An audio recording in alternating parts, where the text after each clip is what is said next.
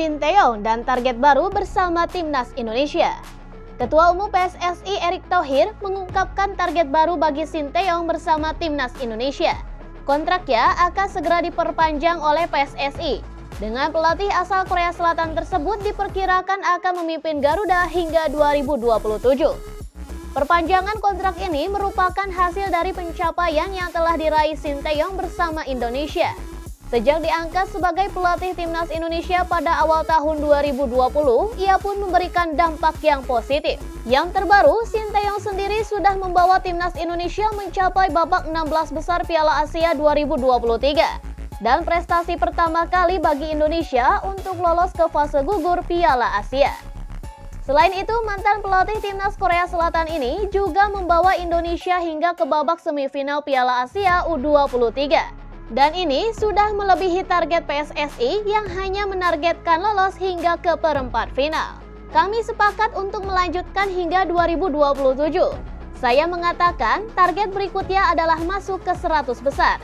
Target utamanya, apakah dalam 3 tahun ke depan kita bisa masuk 100 besar? Kata Erick Thohir dalam program Rosi Kompas TV pada hari Kamis 16 Mei malam.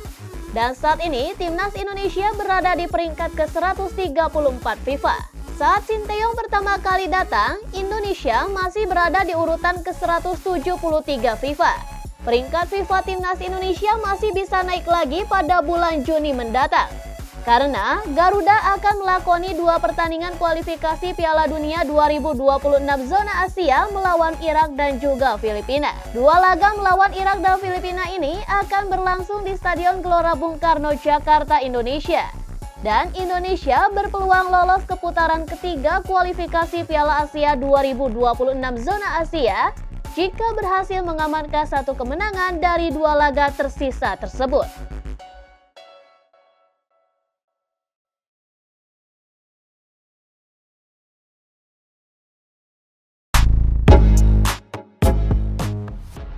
Uji coba Timnas Indonesia versus Tanzania terbuka untuk penonton.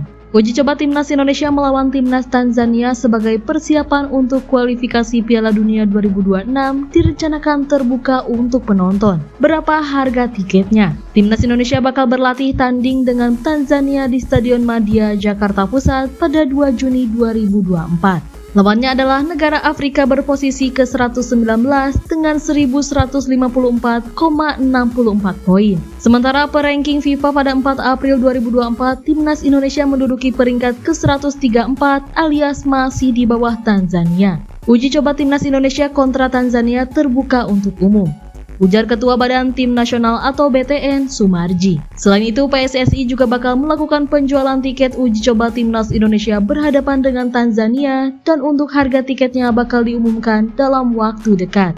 Stadion Madia hanya berkapasitas 9.170 penonton. Untuk rilis harga tiket akan diinformasikan lebih lanjut, ucap Sumarji yang juga manajer Timnas Indonesia tersebut. Selain itu, Sumarji memastikan bahwa uji coba Timnas Indonesia melawan Timnas Tanzania tidak mempengaruhi poin dan ranking FIFA. Mengapa demikian? Uji coba Timnas Indonesia kontra Tanzania berlangsung di luar kalender FIFA pada 3-11 Juni 2024. Selain itu, pada periode FIFA bulan ini, tim berjulukan skuad Garuda itu sudah mempunyai jadwal. Dalam lanjutan kualifikasi Piala Dunia 2026, Timnas Indonesia akan meladeni perlawanan Timnas Irak pada 6 Juni 2024 dan Timnas Filipina pada 5 hari berselang di Stadion Utama Gelora Bung Karno atau SUGBK Jakarta Pusat. Jadi apapun hasil menghadapi Tanzania, termasuk jika Timnas Indonesia meraih kemenangan, skuad Garuda tidak akan mendapatkan poin dan ranking FIFA juga tidak akan berubah. Uji coba melawan Tanzania tidak masuk perhitungan poin FIFA. Itu hanya untuk uji coba persiapan menghadapi Irak dan Filipina. Imbu Sumarji.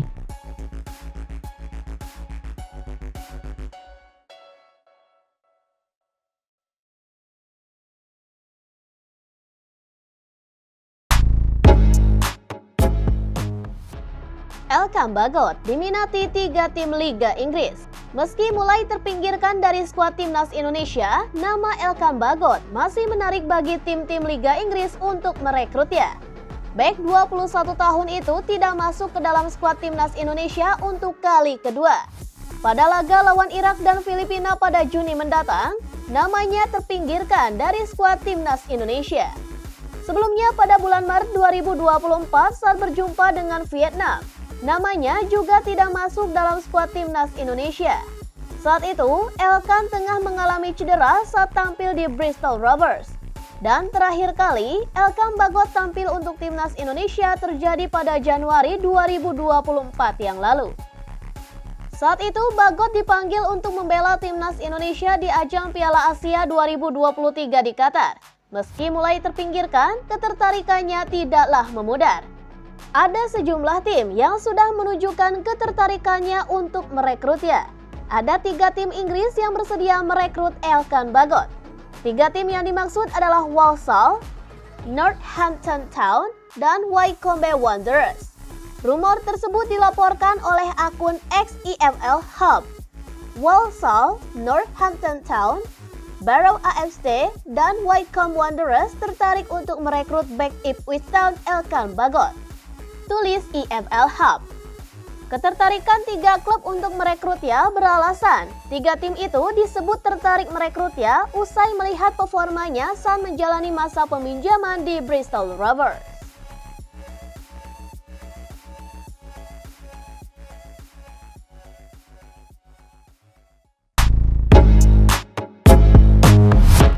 Indonesia versus Irak, kick-off dimajukan jadi pukul 16.00 waktu Indonesia Barat. Timnas Indonesia akan melawan Timnas Irak dalam lanjutan kualifikasi Piala Dunia 2026.